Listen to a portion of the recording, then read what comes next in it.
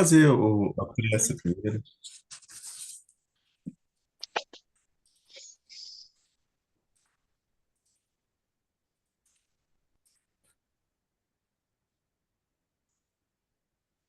Vamos lá.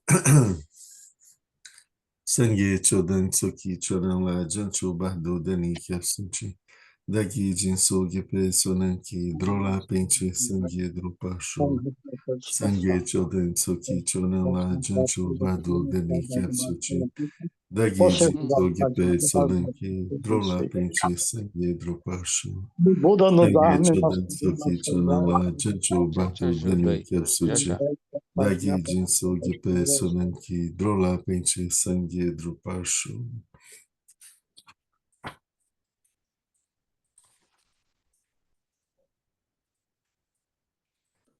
Ué, você não botou no ouvido?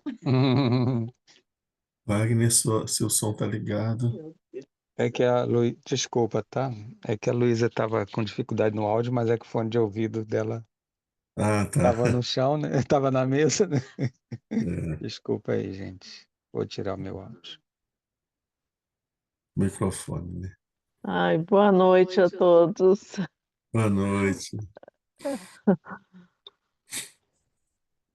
Ramadan, continua impossível, passou dando sentido aqui, não tinha sindrope de guilato, só tinha um sindrope de guilato, só parcela de guilato, só adormeia, sentiu de guilato, só Ramadan, continua passou sentido aqui, não tinha sindrope de guilato, só tinha um só lembro parcela de guilato, só adormeia, sentiu de guilato, só Ramadan, continua passou dando sentido aqui, grupo de guilato só de guilato só na grupo célula de guilato só Druna e exceção chapa de guilato só sentido de da paz o pesangue que copanto panjada e tendo capo de ele do pangue sentido de ainda paz o pesangue que copanto panjada tendo capo de ele sentido de pesangue que copanto panjada e tendo capo de ele lá do pangue.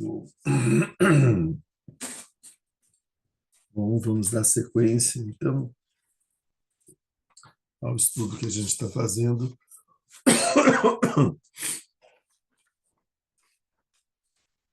Das aspirações do Mahamudra, Mahamudra Mulan. Espera aí um pouquinho, pequeno desastre doméstico.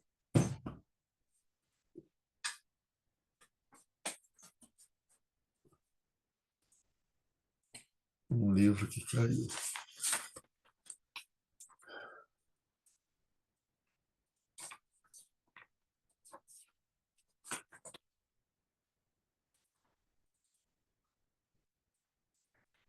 A gente está vendo a estrofe número 16, que é a que fala sobre o Shini, né? As ondas dos pensamentos grosseiros e sutis pacificam-se em si mesmos, permanecem calmos e estáveis no curso da mente, livre da mácula do obscurecimento e do torpor, possa o oceano não agitado da calma mental permanecer estável. Então, a gente já viu os comentários do Bokai Rinpoche e do Khenpo Dono Rinpoche, a gente estava vendo algo que o Taisito Rinpoche tinha escrito a respeito.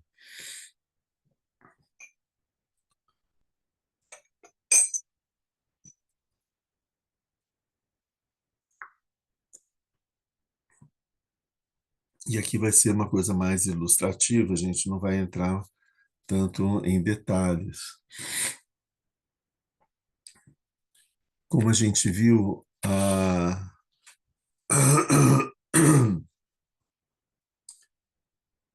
o importante do estabelecer a mente no seu estado natural é a nossa decisão, né, de não fazermos nada com a mente. Isso para a gente é muito estranho, né? Quando a gente fala sobre a não ação, muitas vezes, principalmente nas tradições do Mahavira, né, do jainismo, e também alguma coisa do budismo, que você fala sobre não ação, a gente pensa muito na questão de não agir com o corpo, né? E já é estranho para a gente como que uma não ação pode ter alguma qualidade espiritual, né? Alguma qualidade para o processo, para o caminho espiritual. Mas isso porque a gente entende que a não ação é uma omissão, né? E que não existe mérito nenhum em você não fazer nada para alcançar um estado de elevação espiritual, né? Não ação é entendida como preguiça, como desistência, como abandono, como uma atitude depressiva, e não é isso de que se trata a não ação. E especificamente para a meditação, a questão da não ação na meditação é uma questão sobre não ação mental, né? Aliás, ela abrange tudo, porque quando nós colocamos o nosso corpo no estado de estabilidade, assim, a não ação não significa eu ficar deitado, largado, sem fazer nada, largado. Não é isso que é a não ação. A não ação em relação ao corpo, eu coloco o corpo na postura correta. A partir do momento que ele está na postura correta, eu relaxo nessa postura, eu repouso nessa postura, eu não forço, não tensiono mais, não faço mais nenhum movimento. Então, o meu corpo fica completamente estável como uma montanha. Em relação à palavra, eu também não vou utilizar a palavra. Às vezes, durante a meditação, numa fase da meditação, a gente recita mantras, recita uma série de textos, que é uma forma de você realizar uma atividade meritória com a palavra. Terminada essa fase, a gente entra no estado da meditação, durante o qual a gente não recita nada. A gente está uma fase da meditação que a gente tem. A fase anterior é uma fase de meditação também, uma meditação cujo objetivo é a acumulação de méritos, né? Onde a gente prende a nossa mente sobre um objeto sagrado e a gente está recitando sutras ou recitando uma determinada prática, fazendo louvações, fazendo oferendas. Então, a gente está fazendo uma atividade meritória com a nossa palavra. É um tipo de meditação isso. No momento que a gente para fazer a meditação informal, essa fase termina e começa uma outra fase, a fase da meditação informal. A partir daí não se pronuncia mais palavra nenhuma, né? Então a gente faz essa não ação com a palavra. E a não ação mental, ela é abrir mão completamente de qualquer atividade mental. Não pensar, não se lembrar, não construir nada, não fazer nenhum projeto, não utilizar a mente em nenhuma atividade, deixá-la ficar completamente tranquila, em repouso. Esse é o ponto. Quando a gente consegue, trabalha isso, a gente vai conseguir manter a nossa mente em repouso. Todas as atividades, eu não preciso chegar e entrar em conflito com a minha mente para cessar nenhuma atividade. Eu simplesmente não abandono qualquer interesse por aquela atividade mental que está acontecendo. Minha mente está se lembrando de uma música. Enquanto eu brigar com a minha mente, eu não posso ouvir música, não pode, minha mente não pode cantar uma música, eu não posso, essa música está me incomodando. Enquanto eu estiver assim, eu estou com a minha mente em conflito com ela mesma, criando uma tensão. O que eu vou conseguir com isso? Agitação mental. Eu vou conseguir a calma mental? Não, né? Então, como que eu vou fazer para conseguir a calma mental? Eu entrego, eu desisto, eu relaxo, eu deixo a música para lá, eu paro de prestar atenção na música. A música vai continuar? Vai continuar, certo? Vai continuar o tempo dela. Não me interessa mais a música. Eu chegar para vocês e dizer, não, a música vai continuar um pouquinho, depois ela vai parar. Aí tá, a música continua um pouquinho e não para. Aí a gente fica, o Lama falou que a música ia parar, a música não parou. Entende? Não, então, a questão não é essa de que se eu largar a música, ela vai parar. A questão é que eu não me interesso mais por ela. Então, ela já não me atrai minha atenção, ela já não me desperta, ela já não me atrapalha, né? Porque eu abri mão, eu desisti, eu entreguei. Eu não vou brigar com a música venceu, você venceu, música, toque à vontade. Agora a música vai ficar tocando e eu vou voltar para buscar a calma mental. Os pensamentos estão passando, eu falo, ok, pensamentos, sigam seu rumo, eu não estou mais interessado em vocês, né? E deixa os pensamentos, não brigar com eles. Então, isso significa deixar que a mente, que os pensamentos se acalmem por si sós, por si mesmos, sem que haja uma interferência minha. Como que a gente faz com a respiração? Isso é mais fácil da gente entender, né? Como que a gente faz com a respiração? A gente fica, inspira, segura, expira, segura, inspira, segura, expira, segura. A gente não está fazendo isso. Isso não é uma academia de respiração. O que que a gente faz com a respiração? A gente só presta atenção no movimento natural que acontece. A gente presta atenção no ar que está entrando no nariz e saindo do nariz. Eu estou respirando muito rápido? Ok, não tem problema. Eu não vou respirar mais devagar para poder meditar. Deixa a respiração do jeito que ela está. Não faça nada. Naturalmente, a respiração vai se acalmando e ela vai entrando numa. Vai pacificando, pacificando, até que ela vai se tornando quase que imperceptível. Da mesma forma, vai acontecer com os fenômenos mentais. Eles vão se pacificando por si mesmos. A gente não precisa de fazer nada. Tentar fazer alguma coisa, é a gente, no momento que a gente tenta fazer uma coisa, surge o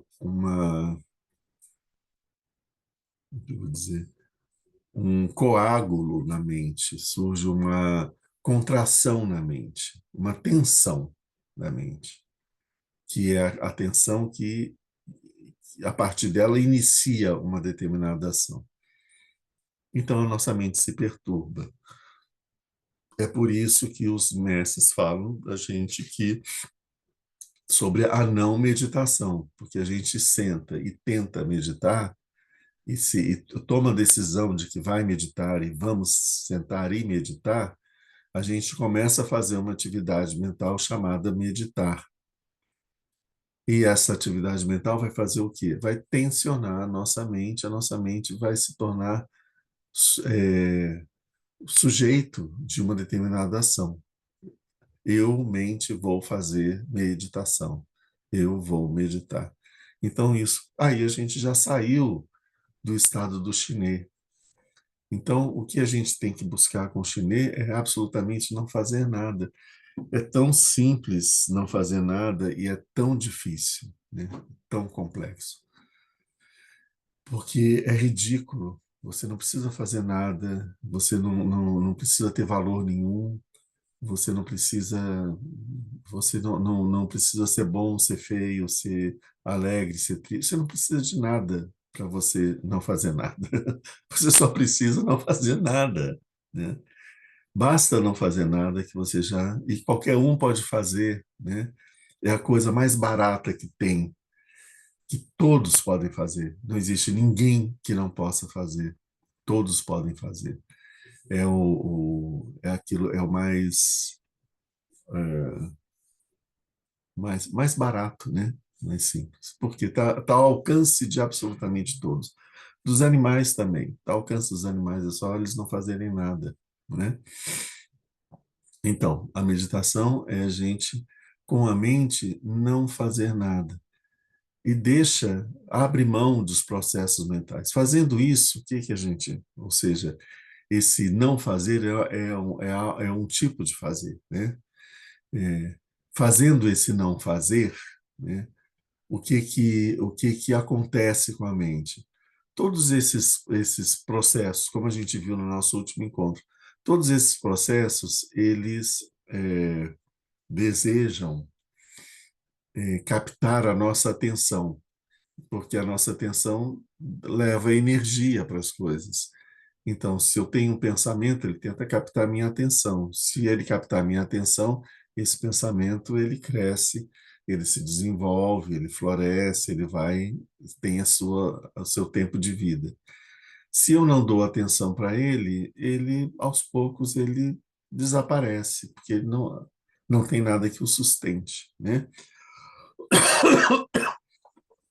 Com todos esses processos pacificando, quietando, caindo e serenando, sedimentando, né, a gente vai ter uma experiência interessante de a nossa mente estar completamente limpa, sem nenhum ponto de tensão.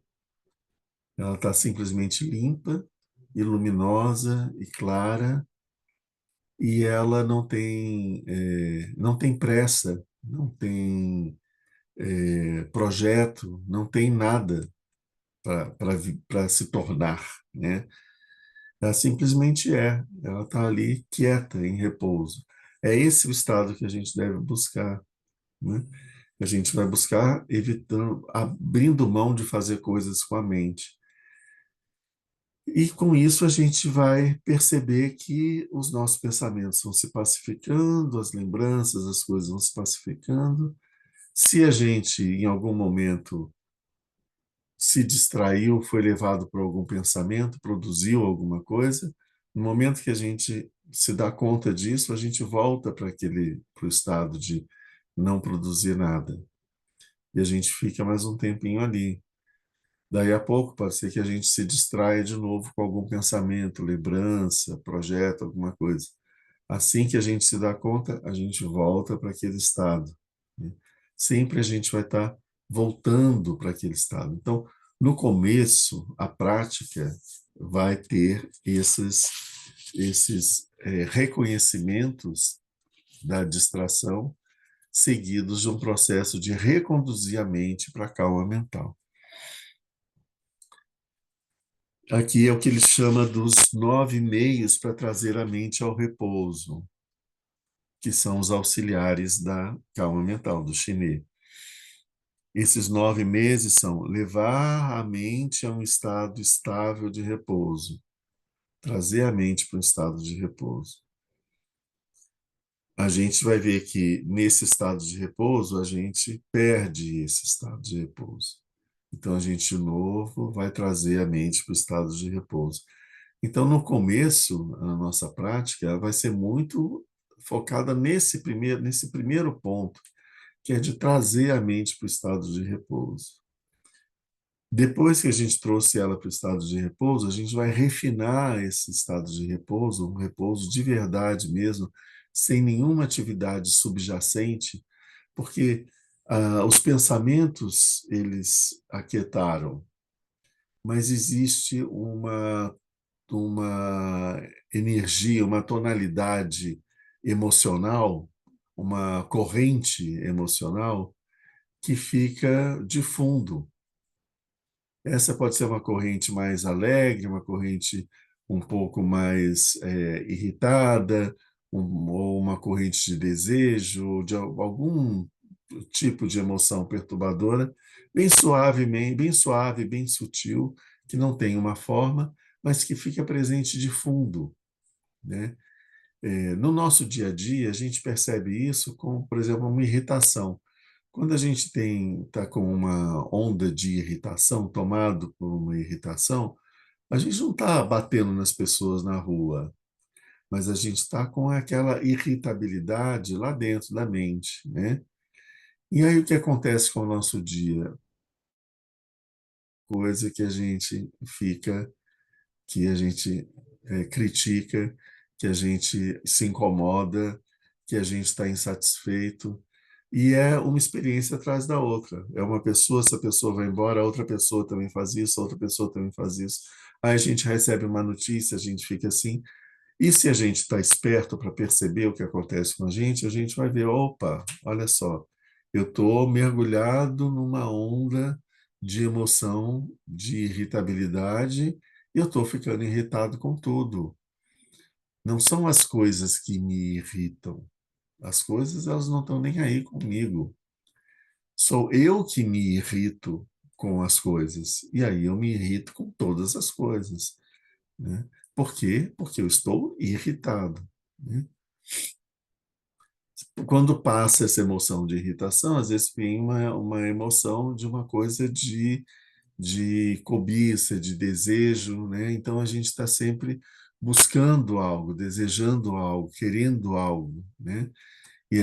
A gente entra nesse mesmo processo. Então, esse estado mais sutil de funcionamento da mente, que a gente normalmente não percebe, ele se torna mais evidente quando os pensamentos se acalmam. Então, esse estado mais sutil se torna mais visível. Isso é o segundo ponto que a gente vai falar. Trazê-la ao repouso adequado. Além de a gente eliminar as distrações mais grosseiras, a gente vai eliminar as distrações mais sutis da mente. Depois vem o terceiro ponto, trazê-la ao repouso total, né? Então, assim, a gente conseguiu pacificar a mente em relação às atividades mentais mais grosseiras, pacificamos em relação a essa corrente emocional sutil que perturba. Não é só emocional, às vezes são pensamentos, tem alguns pensamentos fragmentados também. E passado isso, a gente ainda busca um repouso mais total da mente, né?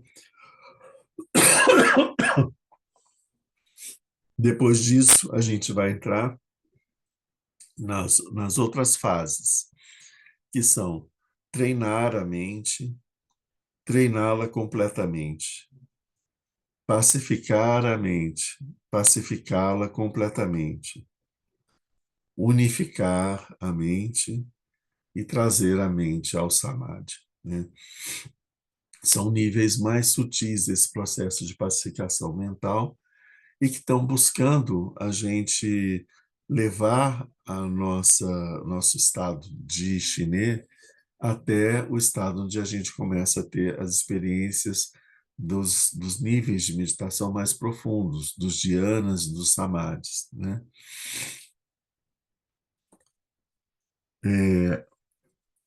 O que a gente vê sobre essa questão, que são esses dhyanas e os samadhis? A gente já viu, quando a gente viu sobre o mundo dos deuses, que existem o mundo dos deuses com forma e o mundo dos deuses sem forma. Os mundos dos deuses com forma têm 4 níveis. Os dos deuses sem forma também têm 4 níveis. Isso significa as fases sucessivas do processo de aprofundamento meditativo, de absorção meditativa. Então, para cada um desses níveis de aprofundamento, de absorção meditativa, corresponde um reino dos deuses. Isso significa que quando eu realizo uma fase de absorção meditativa e eu treino a minha mente nesse tipo de absorção meditativa, depois que eu morrer, minha mente vai estar tão treinada com isso que isso vai ser as formações kármicas que estarão presentes, porque a mente passou por um treinamento, então ela tem hábitos mentais. Esses hábitos mentais são formações kármicas. Isso vai fazer com que nosso contínuo renasça no reino dos deuses, equivalente àquele tipo de meditação. E isso significa utilizar os méritos adquiridos pela meditação para poder viver tranquilamente algumas centenas de milhares de anos numa etapa no mundo dos deuses, que a gente sabe que a gente não deve buscar isso, né? Mas isso é inevitável, porque essa, isso mostra a fase de a gente moldou a nossa mente ao longo desse tempo, então ela está funcionando desse jeito, né? Bom, então assim, daí são os 4 dhyanas que são relacionados ao mundo dos deuses com forma e os 4 samadhis relacionados com o mundo dos deuses sem forma. Então, para chegar até esse primeiro dhyana, que corresponde ao reino de Brahma, o reino de purificação, onde existe a purificação do desejo, a gente, porque abaixo do reino de Brahma existem os reinos ligados ao desejo. Existem 3 mundos, né? Quando a gente fala do Cherenzi, né? O Senhor dos 3 mundos. 3 mundos. O mundo dos desejos, o mundo dos deuses com forma, o mundo dos deuses sem forma. Esses são os 3 mundos. O mundo dos desejos é governado por Kama, que é o deus do desejo, né? E esse mundo dos desejos, ele tem 6 formas de existência: infernos, espíritos ávidos, animais, seres humanos, semideuses e deuses, em uma sequência de céus, de etapas, de camadas, que correspondem a estados mentais e a práticas meditativas também. No momento que a gente consegue superar o desejo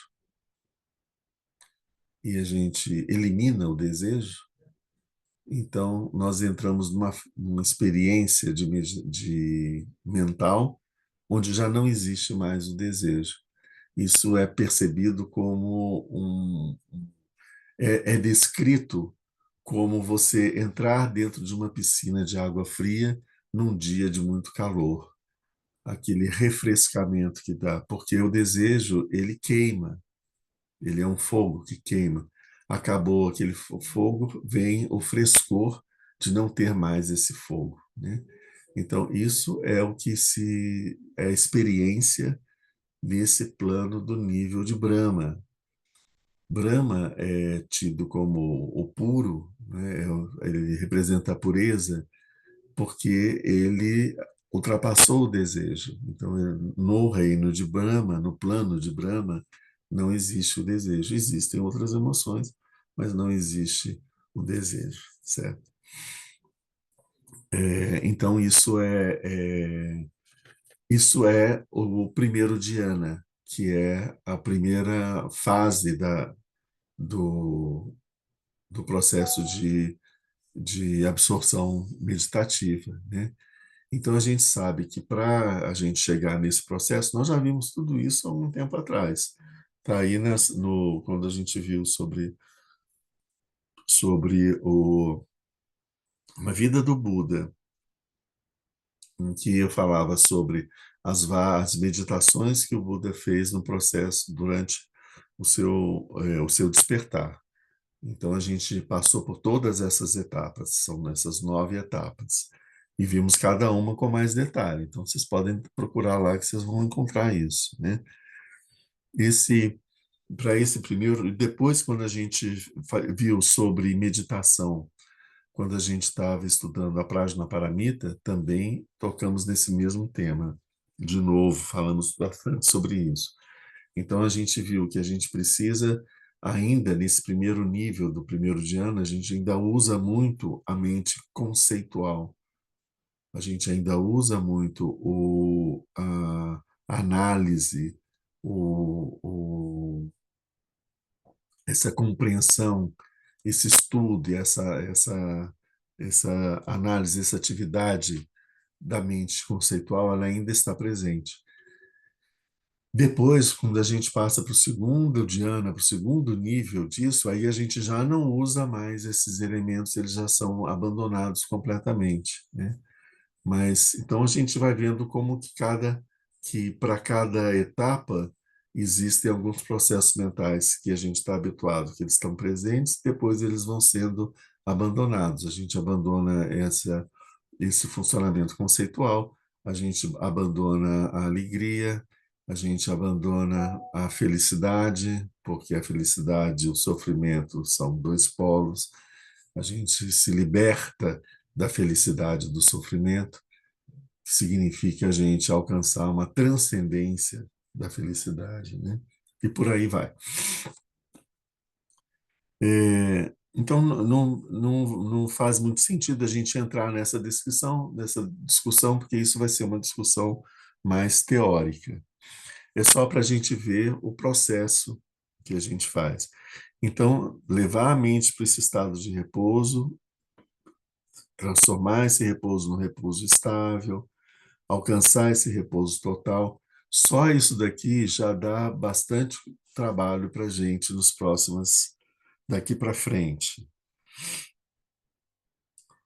É, Isso as outras etapas como ele fala aqui, treiná-la completamente. Aqui a gente já não está mais fazendo só Chimê, a gente também está fazendo um pouco de Relactong também, né? Então, por isso é que eu peguei esses três primeiros, de trazer a mente para o repouso, como os mais ligados mesmo à questão do Chimê. Lama, Diga. que estrofe que o senhor está? Hã? Qual a estrofe? 16. Tá, obrigada.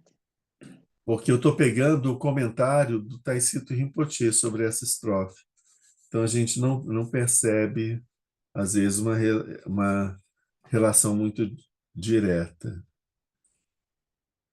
Basicamente, a gente está falando sobre que as ondas dos pensamentos grosseiros e sutis pacificam-se em si mesmos, a gente já falou isso. Permanecem calmos e estáveis no curso da mente. É disso que a gente está falando, de manter esses processos mentais calmos e estáveis. Livres da mácula do obscurecimento do torpor, possa o oceano não agitado da calma mental permanecer estável.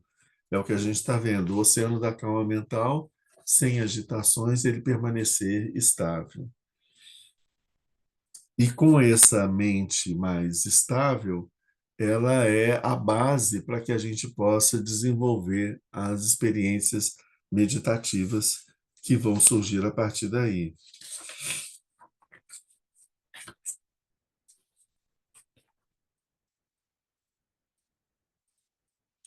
Bom, acho que aqui de chinês, eu acho que a gente já viu o suficiente.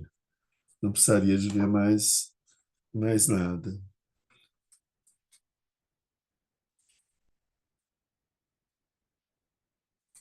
Vamos pegar a estrofe seguinte, para a gente já começar o nosso estudo do Lactong.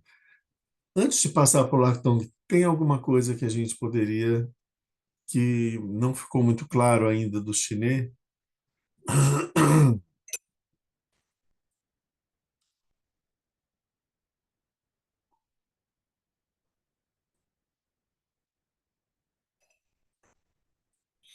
Então, ok, então vamos adiante. Vamos agora para a estrofe 17. Não, Lama, Ah, eu tenho uma pergunta que talvez possa fazer sentido. ah, Quando eu faço chiné, depende do dia, né? Mas geralmente é uma coisa que acontece, né? Eu entendo como um obstáculo, mas não sei se é na verdade, né? Que é as coisas duas coisas tendem a acontecer, né? Uma das coisas é que a minha visão começa a ficar muito desfocada e tudo se torna uma esfera só. uhum. E a outra coisa é que parece que as coisas ficam muito claras e também acaba que vira só uma esfera de luz, digamos assim, uma esfera clara na minha mente. Eu paro de enxergar efetivamente. E isso acontece. E eu não sei se isso é uma questão que eu devo ficar evitando, né? Tentando sempre voltar a visão para o que eu estou depositando a minha visão mesmo, ou se é alguma coisa, né, no caso. É, quando a gente concentra muito a atenção, principalmente a atenção visual, a gente produz um cansaço visual. E isso interfere na própria visão. A gente pode ter umas alterações na visão, a gente pode ver uma coisa mais colorida, a gente pode ver a visão mais desfocada ou mais hiperfocada, como você mesmo falou. Então, tudo isso é possível. São fenômenos muito mais físicos e ligados ao processo que a gente faz, às vezes, de tensionar bastante, mesmo sem querer, né? Porque como a gente está pousando o nosso olhar, é, os olhos estão semiabertos, então eles ficam secos, né? E aí até quando a gente pisca um pouco, aí isso recupera. Existe esse processo, né? Que é um processo físico, natural. Esse tipo de processo é algo que você não deve prestar atenção, não deve se preocupar com ele, deve entender que ele é um fenômeno natural que está acontecendo com o seu corpo, da mesma forma como aconteceria outras coisas, sentir frio, sentir calor, né? Calafrios, né? E às vezes alguma parte do corpo fica tremendo, daquelas, né? Todas essas coisas, a gente não deve dar importância para isso, são fenômenos que estão acontecendo ali no corpo. Pode ter várias explicações, às vezes até a condução de energia do que está acontecendo, circulação das energias, podem produzir sensações, certo? Sensações no corpo. Sensações auditivas, às vezes a gente ouve um zumbido, a gente ouve algum som, um apito, alguma coisa assim, ou sensações olfativas. Todas essas sensações a gente só registra e não dá importância para isso, porque isso não tem nenhuma importância, né? Se é um processo mental de você ter um desfocar, esse desfocar ele pode ser um indicador de um processo de entorpecimento, em que você vai relaxando a sua, você está relaxando a sua atenção, então começa a haver uma confusão ali, né, do seu foco mental, né? Pode ser um relaxamento do foco mental. Então, isso é só importante a gente estar atento e estar se perguntando, eu estou ficando em setor torpor, né? Ou, ou não, né? E o contrário de ter as coisas, a visão mais brilhante, você pode estar com a sua mente mais clara e você está tendo uma percepção um pouco mais clara. Ok, tanto o torpor como essa percepção um pouco mais clara, sendo processos mentais, não físicos, mas processos mentais, são fenômenos que estão acontecendo na sua mente. Nada mais do que isso. Não são diferentes dos seus pensamentos, das suas memórias, das suas emoções, das suas ideias, conceitos, etc. São fenômenos mentais. A mente é cheia de fenômenos mentais. Com isso, você vai experimentar muitas outras coisas. E todas as coisas que a gente experimentar na meditação, a gente deve entender dessa forma.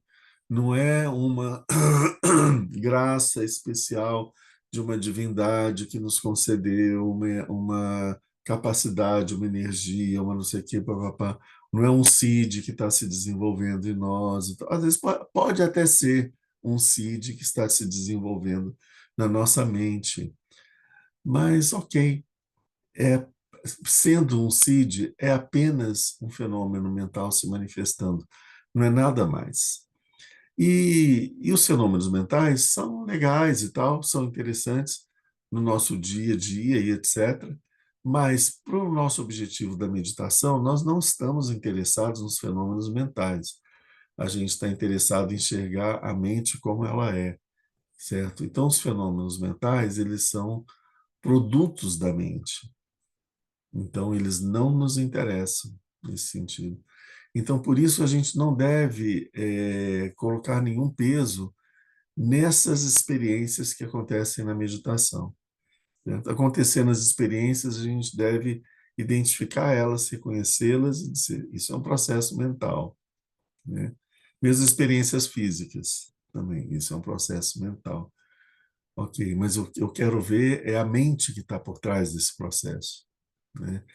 Então, esse processo mental é um boneco de um marionete que entrou no meu campo visual. Né?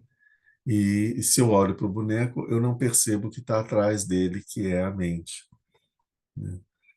Então, mais ou menos esse é o sentido, sabe? Do porquê que a gente não deve. Não é que seja negativo, que seja uma coisa ruim, nem por ser uma coisa boa, pode ser uma experiência maravilhosa, muito boa, muito bonita. A gente pode ter visões de divindades, de anjos, de seres, de daquines e tudo. Não é uma coisa maravilhosa? É. Só que quando a gente está meditando, o que a gente está querendo ver é o que está por trás disso. Então, essas visões, a gente não deve se distrair nem com elas. Entende?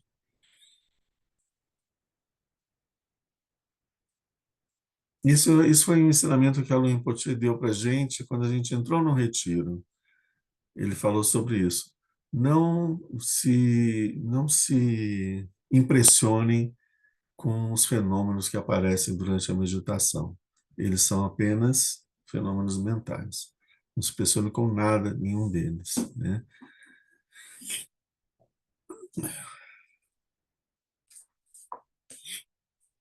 Vamos então adiante.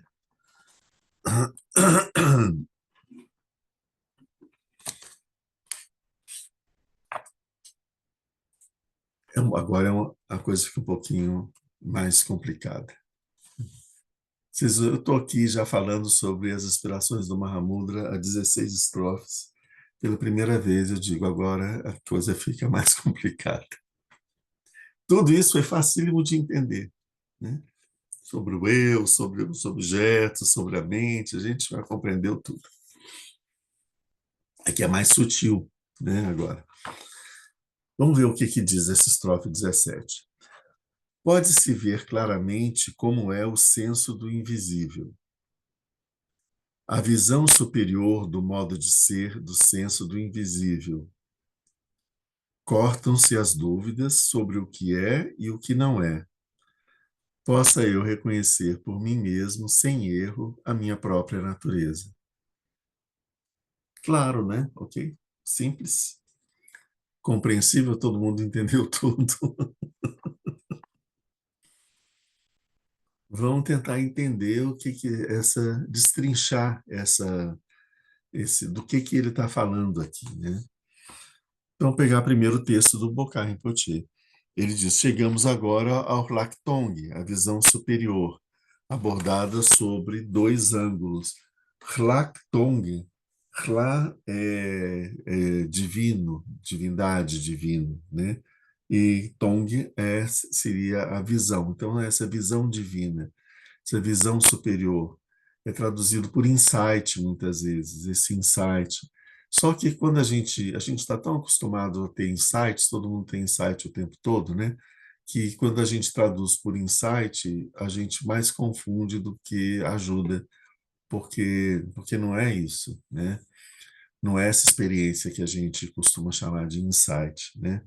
Visão superior ou visão penetrante. Muitas vezes ele é traduzido como visão penetrante, porque é essa capacidade de perceber os fenômenos, mas de perceber a essência dos fenômenos. Isso é o Lactong, né?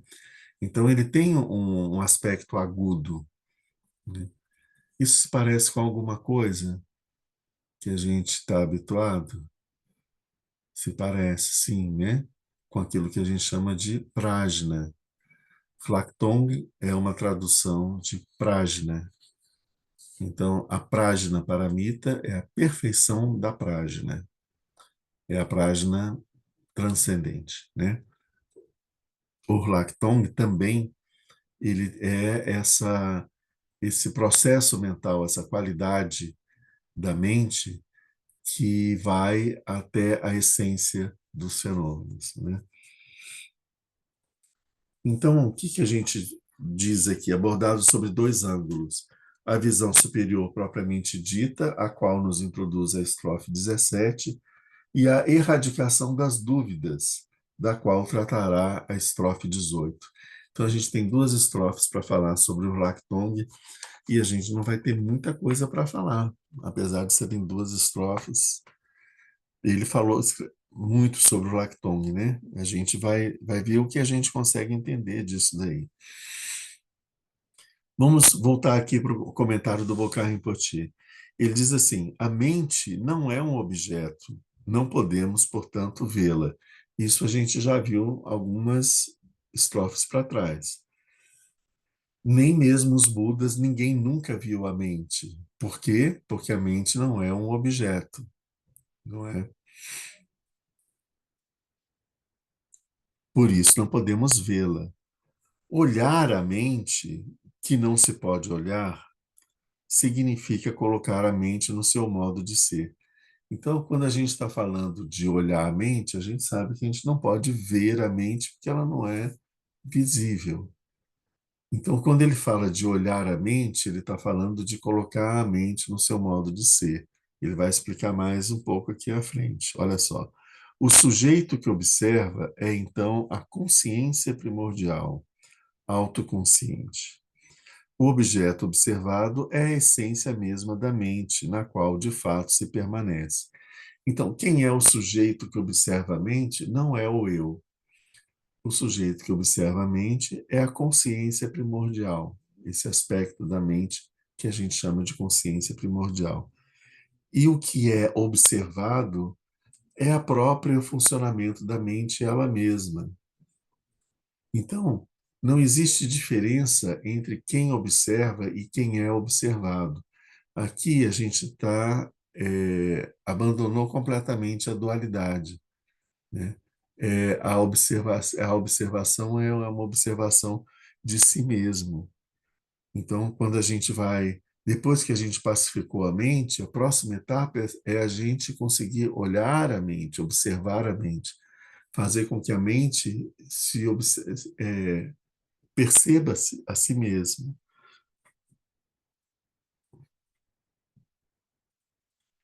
É a mente olhando a mente. Todos os fenômenos são assim percebidos além das noções de existência e não existência, de existência e as noções de existência, de não existência, dos dois ao mesmo tempo, existir e não existir ao mesmo tempo, ou nenhum nem outro, ou nem existir nem não existir ao mesmo tempo, além de todo o extremo conceitual, além das ideias de matéria e não matéria. Aqui, traduzindo isso daqui, o que ele está dizendo, nesse processo da mente observar a si mesma, não está presente a qualidade de classificação, de análise, classificação e raciocínio da mente conceitual. Isso foi completamente abandonado. Então, a mente ela não vai entrar em nenhuma caixinha.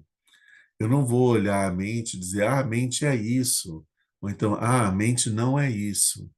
Quando eu estou fazendo assim, eu estou colocando a mente nas caixinhas do processo conceitual.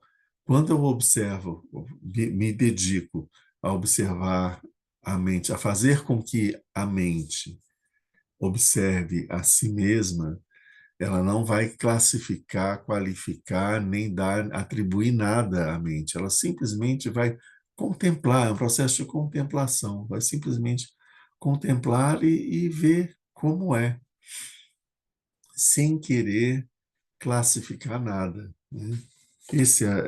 Essa é a diferença aqui.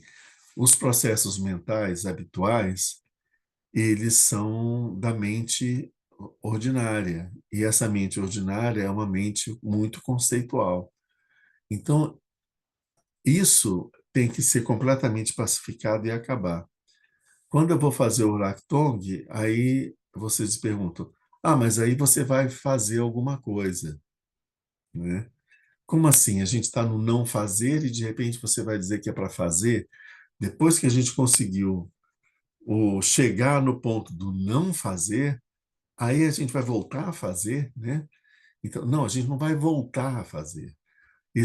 Porque não é voltar, porque a gente não vai fazer nada com a mente conceitual, ela está quieta, esquecida.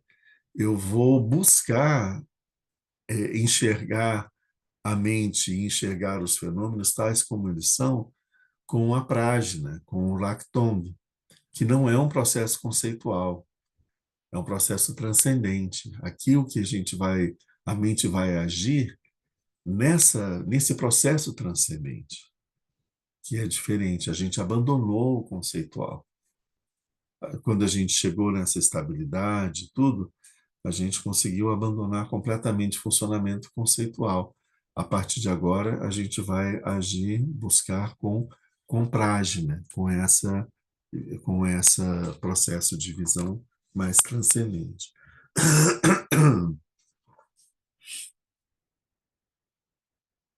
O que ele diz aqui? Todos os fenômenos são assim percebidos, além das noções de existência, inexistência e tal.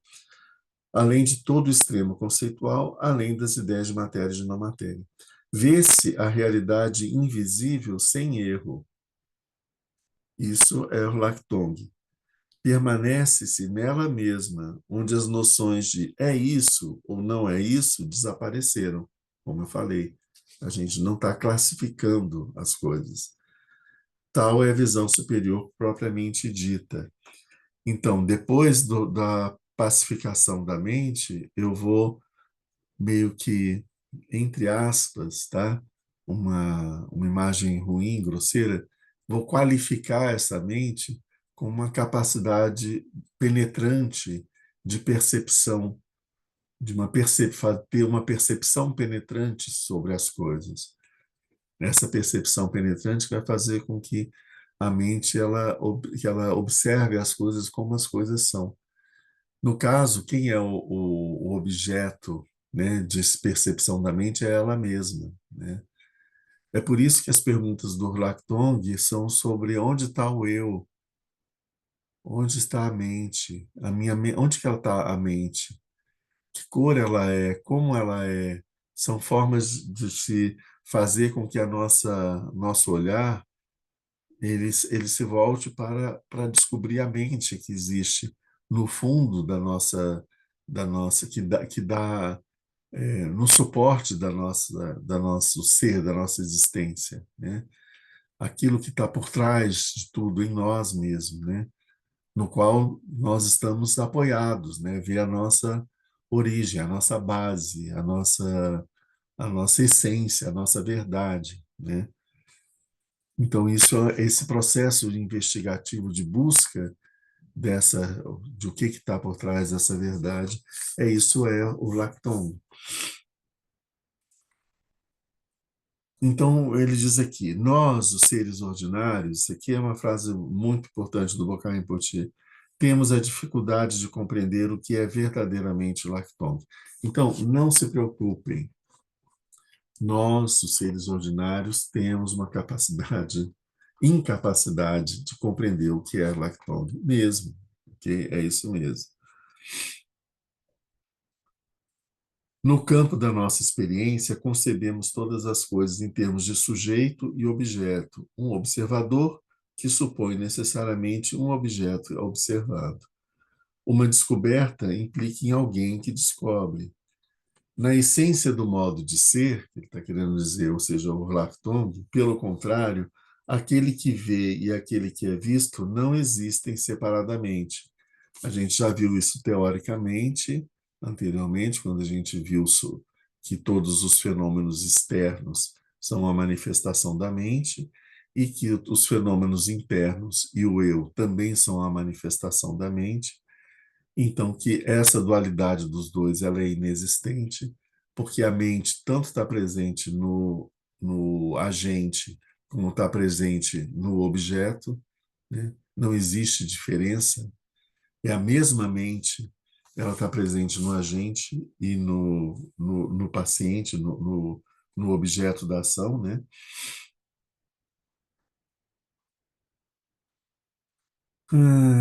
Na essência do modo de ser, pelo contrário, aquele que vê e aquele que é visto não existem separadamente, são uma coisa só. E é aí que se situa o Lactong, a visão na qual não existe de uma parte aquele que olha e da outra parte aquele que é olhado, né? É a forma como ele está colocando aqui. Aqui a gente está vendo um sentido mais profundo daquilo que a gente chama de dualidade. A dualidade que a gente viu muito sobre a questão dos extremos, né? A dualidade dos extremos, o positivo e o negativo, o bonito e o feio, etc. Aqui a gente está vendo o sentido mais profundo do que o Buda quis dizer com dualidade. A dualidade que não existe, mas, né, além de tudo que a gente viu, assim, a dualidade que não existe, a dualidade sujeito e objeto, essa dualidade não existe. Não, o sujeito não é diferente do objeto. A mente está presente tanto no eu, naquele que sofre com os processos mentais, e também está presente no mundo exterior e naquilo que a gente considera como exterior, nos objetos do mundo exterior. Eles não são estranhos a nós, né? Eles também são, a nossa mente também está lá, né? E é essa experiência que a gente fala do Samadhi do Yogananda, quando ele falava sobre ele concebendo todos os universos, essas coisas, e ele dizendo que a mente dele estava presente nas folhinhas de grama, né? Em cada folhinha de grama, ele percebia cada folhinha de grama como se ele estivesse ali, presente. Então, assim, é explodir, sair dos limites do corpo, dessa experiência mental, e isso ser expandido para toda parte, você perceber que a sua mente está presente em toda parte. Então, que não existe um objeto externo. Todos os objetos externos, eles são tão sujeitos quanto aquilo que você chama de eu. Por isso é que o eu, ele, ele se ele desaparece no meio de todos esses possíveis eus. Depende de onde você coloca o seu ponto de vista, ali estará você experimentando alguma coisa, né?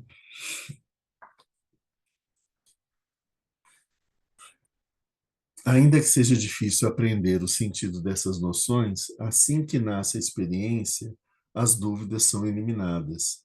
Então, esse é um ponto. Quando a gente consegue ter essa experiência, todas as dúvidas, por isso é que ele fala sobre cortam-se as dúvidas sobre o que é e o que não é, porque essas dúvidas são eliminadas quando a gente experimenta, né?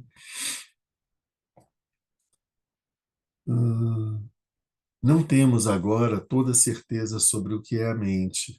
É um objeto? Não é um objeto? São os dois ao mesmo tempo? Não sabemos verdadeiramente. A percepção direta do Lactong nos leva a uma certeza além dos conceitos. Enquanto não tivermos essa experiência, mantemos uma tendência de, a cada vez que encontramos um lama, fazer sem cessar as mesmas perguntas. O que é a mente? Qual é a sua essência? O sujeito, o eu, né? Existe, não existe? Uma vez que a experiência é adquirida, mesmo que encontremos o Buda em pessoa, não teremos essa pergunta para fazer, mas a ausência completa de dúvidas. Não se compreendeu nada, mas viu-se. Então não é uma questão de compreender, mas de ver as coisas, né? E por isso é que isso é chamado de visão superior. E ele diz depois, mais para frente, também que ainda que o Buda chegue para você e dizer, não, está tudo errado, não é isso, você vai, como assim não é isso? É isso, eu vi, né? Então, ninguém tira de você a certeza a partir dessa visão que você tem, dessa percepção que você tem, ela não te abandona nunca mais, né?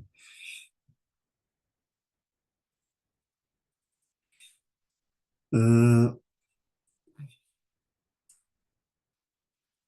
Aí ele fala, não descobrimos por meio de qualquer coisa nova, mas de nossa própria face, porque é o olhar para si mesmo, né? Que se pratique Chinei Lactong, o ponto mais importante é a arte de pousar a sua mente. É necessário, por um lado, saber não fazer mentalmente coisa alguma, e, por outro lado, encontrar habilmente o equilíbrio entre o excesso de tensão e de relaxamento. Entende? Assim, é como ele está dizendo, o mais importante de tudo, o mais importante é a gente conseguir desenvolver essa arte de pousar a nossa mente, de repousar a nossa mente, de deixá-la pacificar sem ação. Daí é que surge a força de toda a prática meditativa que vem depois, né? O Lactong ele entra como uma, como eu vou dizer,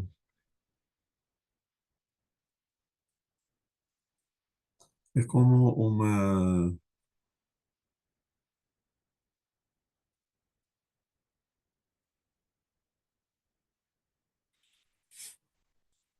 é como uma agulha que aparece e que a gente é, busca alcançar algum fenômeno ali com a ponta dessa agulha, né?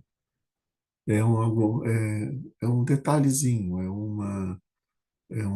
um olhar, né? É um abrir o olho para ver uma determinada coisa.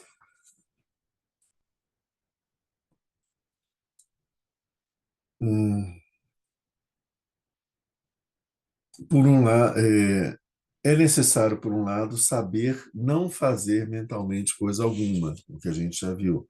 E, por outro lado, encontrar habilmente o equilíbrio entre o excesso de tensão e de relaxamento. Permanece-se no não fazer, vigilante e aberto. Muitos iniciantes acham que sua meditação não é boa, se é isso a causa, é muito provavelmente não ter assimilado essa maneira de pousar a mente.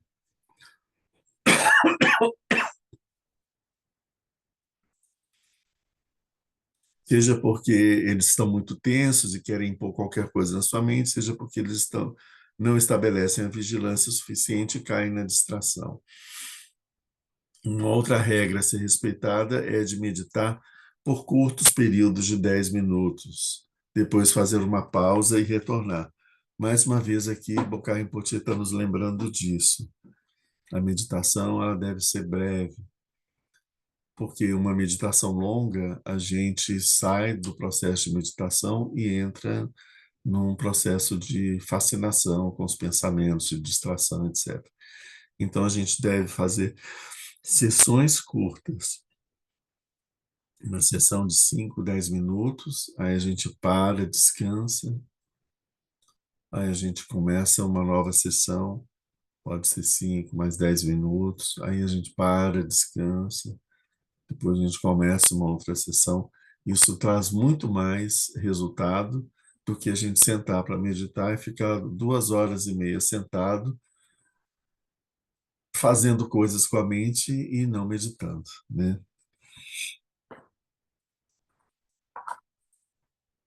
Querer fazer desde o começo sessões de meia hora ou de 1 hora trará mais inconvenientes que vantagens. Por quê? Porque quando nos aplicamos à meditação, nossa mente conhece de início uma certa claridade, uma certa vivacidade, mas elas não duram. Vale a pena, pois, escolher repetir curtas sessões, mais do que querer fazer longas, uma vez que isso é mais adaptado à realidade do nosso psiquismo. Os lamas do passado insistiram muito nesse ponto. Isso foi uma coisa que Mingyur Rinpoche ensinou para a gente quando ele veio, quando ele esteve aqui, né? Ele fala sobre isso. Quando ele deu, no curso que ele deu sobre meditação, vocês viram o outro curso agora, né? Mas o curso que ele teve, isso há 15 anos atrás ou mais, é, em São Paulo, né? Quando ele começou os ensinamentos dele em São Paulo, ele deu um curso sobre chinês. Então ele fala sobre isso, que ó, a percepção, esse momento em que a mente tem uma clareza, ela está serena, sem distração e experimentando essa lucidez, é um período muito curto. Ele acontece, mas ele dura pouco. Logo depois, a mente cai sob o domínio, o fascínio de uma distração. No momento que a gente percebe a distração, é um momento em que essa capacidade luminosa, inteligente da mente, ela retorna. Então, no momento que a gente percebe a distração, a gente voltou àquele estado da mente, claro da mente.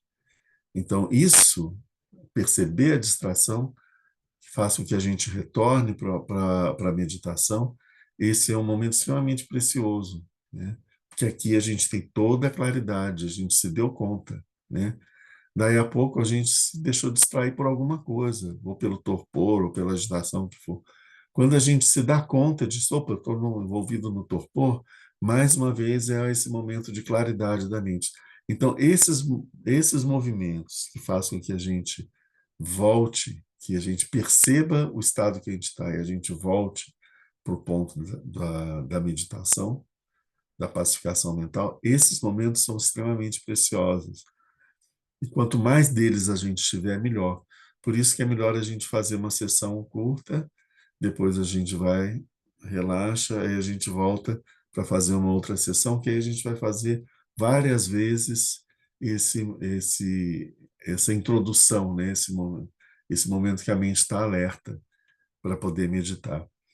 E se a gente vai fazer uma sessão mais longa e a gente perceber a distração e voltar, tudo bem, né?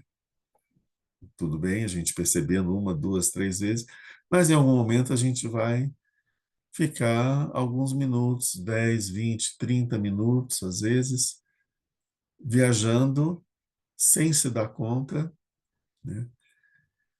Ou brigando com a mente por causa dos pensamentos, brigando, terminou a sessão, a gente fala, puxa, que meditação difícil e tudo, fiquei brigando com a minha mente, com os pensamentos, foi perda de tempo, não foi meditação.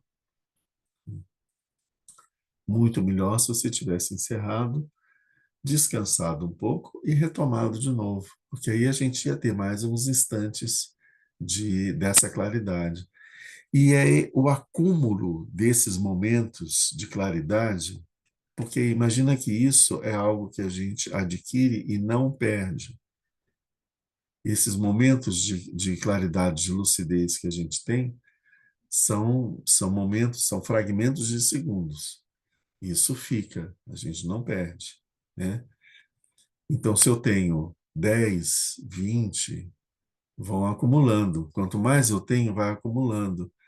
Depois de algum tempo, eu passo a ter uma quantidade de talvez alguns minutos de mente clara na minha mente. Então, isso vai representar o quê?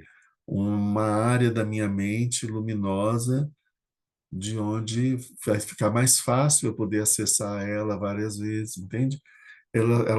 A mente vai ficando clara aos poucos, porque a claridade que a gente adquire em 1 milésimo de segundo de meditação, ela nunca mais sai da nossa mente.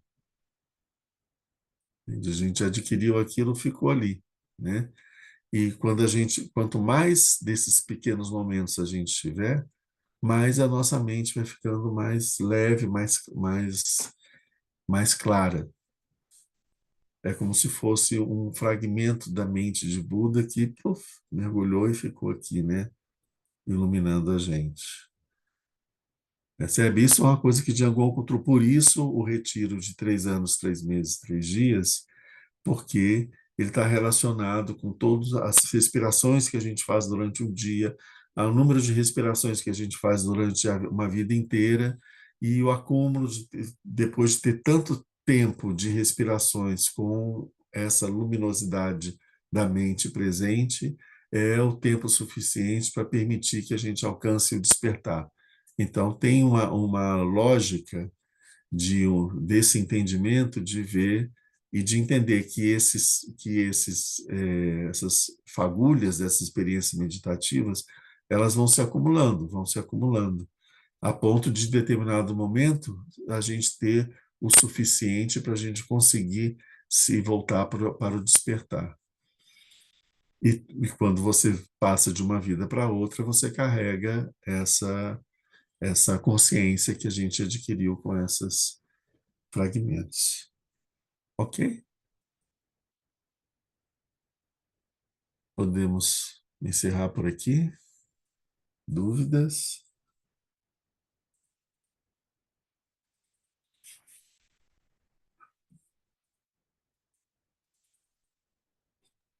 Muitas Lá, dúvidas. aham, tá lá. Pode falar, Helena. É, eu queria lhe dizer que nesse ensinamento que o Minju deu para a gente, é anytime, anywhere. Quer dizer, são realmente lapsos de meditação, entendeu? Assim, Uhum, você, uhum. qualquer tempo, em qualquer lugar, você pode engatar isso, e sabe? E rápido assim.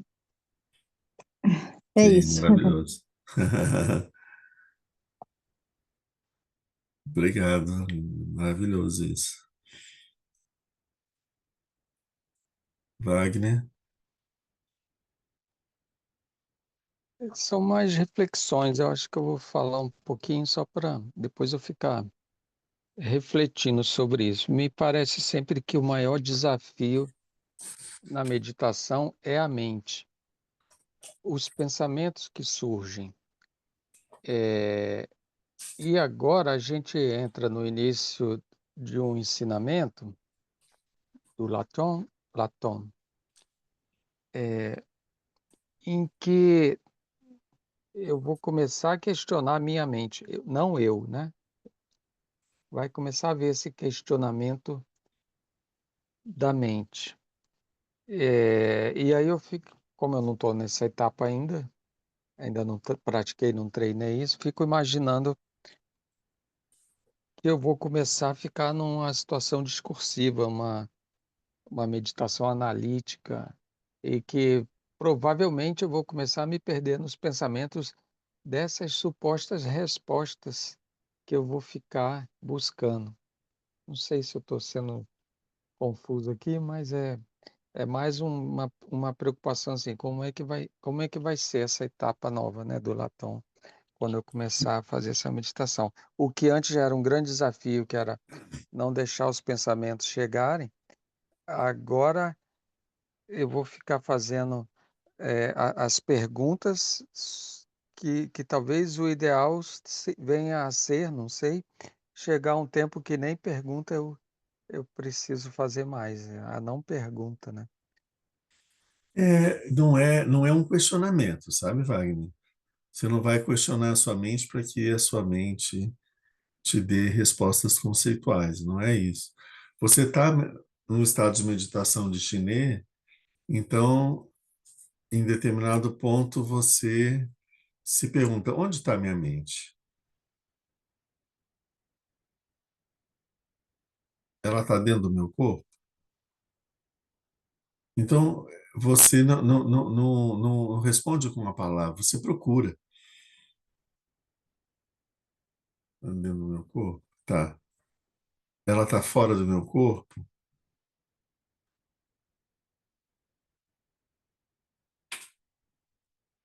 Se ela está dentro do meu corpo, aonde que ela está? Se ela está no braço direito, então ela não está no braço esquerdo? Ou ela também está no braço esquerdo? Você vai perguntando e você vai procurando. Que cor é a mente? Ela tem uma forma? essas perguntas não são assim, né? Você está quieto, de repente você lasca uma pergunta e fica. E essa pergunta vai produzir um olhar para si. O objetivo da pergunta é fazer com que você olhe para si, né? Entende? O eu, né? Em que parte que fica o eu, né? O que caracteriza o meu eu? Não- onde que ele está, né? Sabe, são coisas e, que você vai fazendo com que você se volte para isso, procure, tá? Você vai ter uma experiência de voltar o seu olhar para isso. O objetivo não é que você nos dê nenhuma resposta. A gente não está buscando resposta, assim. A gente está buscando pergunta, a gente está só perguntando sem precisar de ter uma resposta. A mente conceitual vai achar todas as respostas possíveis, né? Na sua mente laranja com bolinhas roxas e que não sei o que, taraná, fica aqui, ali, ali. Tudo isso, a mente conceitual arranja todas as respostas interessantes para ela, de acordo com aquele momento. Não interessa para a gente essas respostas. O que interessa é a experiência, a sensação, né? De a gente olhar para a gente e procurar na gente isso, né? E o que é a minha, não o que é a minha mente, não existe essa pergunta, né? Mas onde que ela está, como que ela está, né? Fazer, porque aí isso vai fazer com que a gente consiga olhar para a mente, olhar para a mente, olhar para a mente, olhar para a mente, né? Então o Lactong o foco do Lactong é levar a gente a olhar para a mente.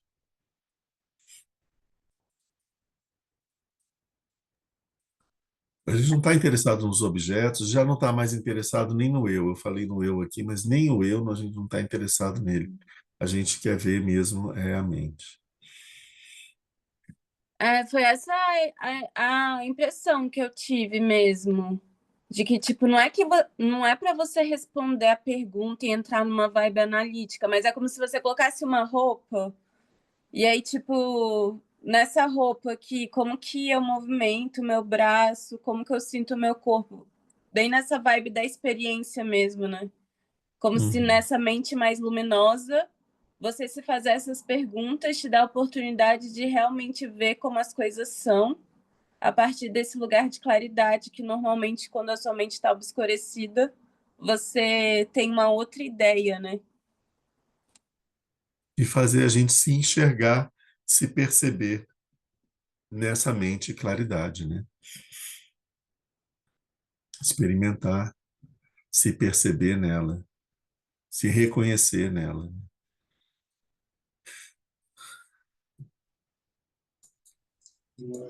Eu gostaria de fazer uma pergunta. Diz. Então, por exemplo, se eu pego uma emoção, vamos supor raiva, e eu procuro encontrar o porquê eu sinto raiva, como essa raiva, quais todos os momentos da minha vida que eu senti raiva e como eu reagi diante disso, fazer esse tipo de análise, esse tipo de análise não seria o Latong. Não. Isso é muito útil para a gente, na percepção da gente, do conhecimento sobre a raiva, né? Sobre as emoções, né? O Lactong seria, no caso, a gente olhar para a raiva e pensar de onde vem, qual é a origem, de que é feita essa raiva, né? O que é essa raiva? De que ela é buscar a mente que dá origem à raiva. Porque porque o objeto do lactong é a mente, não é o fenômeno, né? Então a raiva está aqui, né? Ok, a raiva está aqui. Tem várias coisas que a gente pode fazer para a gente se conhecer, conhecer o funcionamento da mente e como que os nossos processos, os nossos condicionamentos, etc, etc, dentro das perguntas que você fez. Mas quando eu quero conhecer a mente, você vai falar assim, essa raiva é feita, ela é o quê? Ela é feita de quê? Né? Onde está e qual é a essência dela? Né? De onde ela vem? Né? O que ela é, no fundo. Aí isso tem mais parecido com o lacton, né? Mas isso a gente pode fazer, é uma experiência que a gente pode fazer quando a raiva está presente, não de uma forma teórica. A raiva, então eu vou tentar lembrar de um momento de raiva. Não dá para fazer isso nesse momento. Na hora que você está sentindo a raiva, você fala, opa, raiva. E o que é isso? De onde vem isso? Né?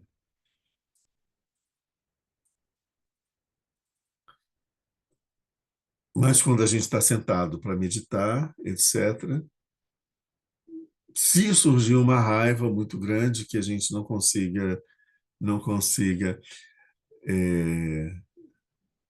deixar ela de lado, a gente olha para a parte de onde ela veio, olha para trás, né? A raiva está aqui, foi a origem dela, né?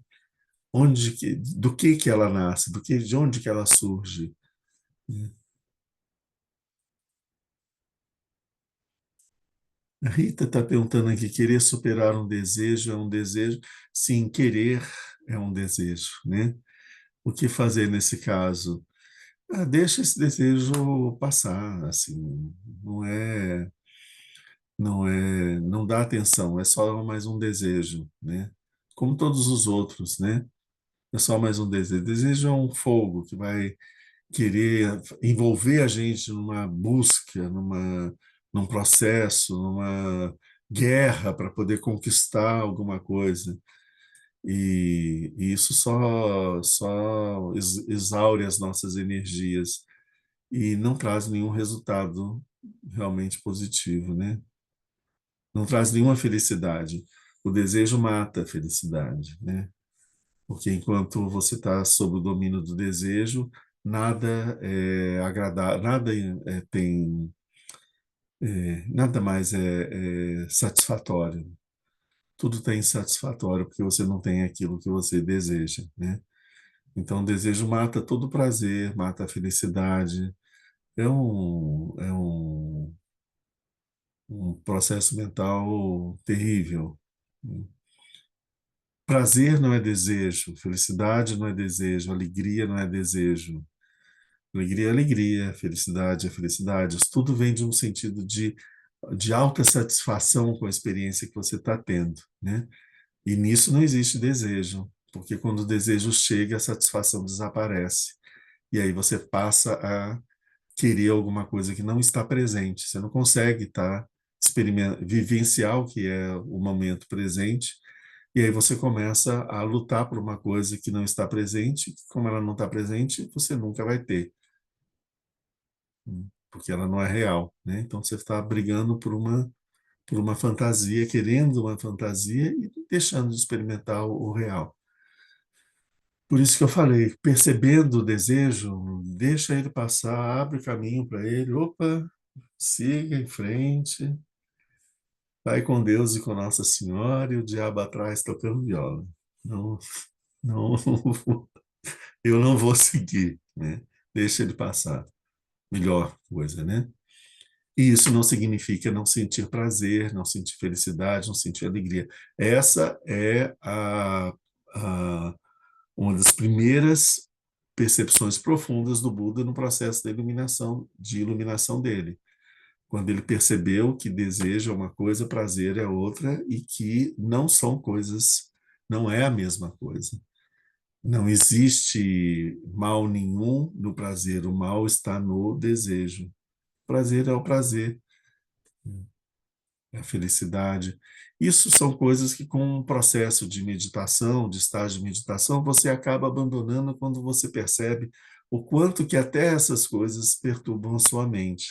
E como você está interessado em manter a mente bem estável, mais estável possível, nem a alegria, a felicidade e o prazer são desejáveis mais, né?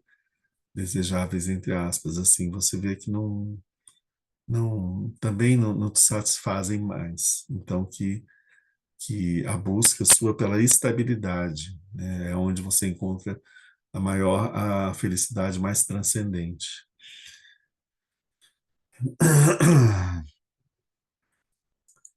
Bom, Lama, deixa eu só diga, Luísa. tirar aqui uma dúvida. Então, assim, fazendo uma analogia, é, eu- entre um pensamento e outro, nesse intervalo que existe entre um pensamento e outro, essa meditação, o importante é o que está entre um pensamento e o outro. Esse vazio que existe entre um pensamento e o outro, e que, com o tempo, esse vazio de um pensamento e outro, com a prática, ele vai aumentando e sendo significativo a ponto de fixar na nossa mente. Uhum. É algo assim? É Poderia algo ser isso? assim. Veja, você fala o tempo entre um pensamento e outro. Qual é o tempo entre um pensamento e outro? É, ele pode ser um tempo de alguns minutos, pode ser um tempo de alguns segundos. Às vezes, você está num tempo de alguns segundos entre um pensamento e outro, mas você tem uma experiência tão profunda que você sente como se tivesse passado meses, né, naquele momento. E às vezes você está num período entre um pensamento e outro, um momento que passa uns 5, 10 minutos, você nem se dá conta de que esse tempo passou e não significou nada para você. Então, o tempo, esse tempo mesmo, ele é sutil, porque o tempo ele não tem essa consistência, né? Então, de acordo a quantidade a qualidade da sua presença nesse período entre um pensamento e outro é o que vai dar a qualidade da sua experiência de pacificação mental e não ter nenhum pensamento te perturbando, né? Então, se você fica bem atenta para isso, esse período ele se enche de qualidade. Não importa que ele dure pouco tempo no relógio, o que importa é que ele tenha muito da sua presença, da sua atenção, sua presença, de você experimentar esse momento, né? Isso sim, isso é o que dá a qualidade dele, né? E é isso, esse tempo em que você experimenta essa mente pacificada e luminosa, é esse tempo que vai, aos poucos, clareando a nossa mente, diminuindo a confusão mental. A gente está vivendo uma coisa, de repente a gente está num período, está acontecendo alguma coisa, a gente está com a mente meio confusa. Aí você fala, nossa, essa mente isso está confuso, está bagunçado, está escuro. Eu sei como é ficar com a mente calma. Isso é confusão, isso é escuridão, né? Então a gente já não se deixa levar pela emoção da opacidade mental. A gente já percebe ela e já fala, não, tem que fazer alguma coisa para sair disso, né? Percebe? Então, assim, quanto mais experiências luminosas que a gente tiver com a meditação, mais fácil vai ser a gente perceber a ignorância e não se deixar dominar por ela quando ela aparecer, né? É por isso que se fala que o caminho do despertar, ele passa, tem uma fase, que é essa fase que a gente tem no início do caminho do Bodhisattva, que é de acumulação de mérito e acumulação de sabedoria. Acumulação de mérito pelas ações kármicas positivas, que vão nos dar recursos, e acumulação de sabedoria. O que é a acumulação de sabedoria? A acumulação desses instantes de meditação que a gente vai tendo na experiência meditativa. Quanto mais a gente conseguir acumular esses tempos, esses períodos, essas bolinhas de sabedoria, a gente vai ter isso que vai nos ajudar a passar para as fases seguintes e poder ter a experiência da vacuidade e seguir o caminho do Bodhisattva, as terras do Bodhisattva. Mas vamos Obrigada, Alain. para o nosso encerramento. Fazer a dedicatória aqui completa, né? Dedicatória de méritos. Graças a esse mérito, tendo obtido a onisciência e vencido os inimigos que são as máculas, que eu possa liberar todos os seres do oceano do Sansara, agitado pelas ondas do nascimento, velhice, doença e morte. Conforme todo o conhecimento do corajoso Manjushri, do mesmo modo que Samantabhadra, e seguindo seus passos, eu dedico perfeitamente todas essas virtudes. Por essa virtude, possam todos os seres completar a acumulação de mérito e de sabedoria, e possam eles rapidamente obter os 2 corpos santos do Buda que resultam dessas 2 acumulações. Pela graça do Buda que obteve os 3 corpos, pela graça da imutável verdade do Dharma em si, e pela graça da infalível aspiração da Sangha, possa essa súplica de dedicatória realizar-se tal como ela é.